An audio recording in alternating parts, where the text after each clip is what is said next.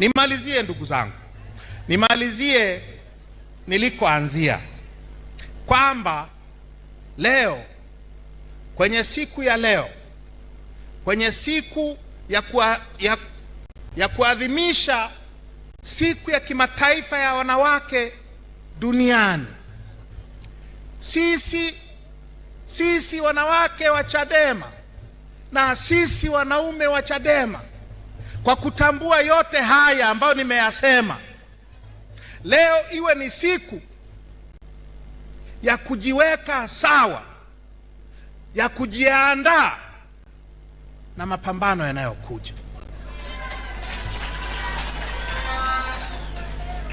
ya tuwekane sawa. Ninapenda wote, kama inawezekana, wote muende bungeni, muende kwenye halmashauri. Kwa sasa hivi haiwezekani.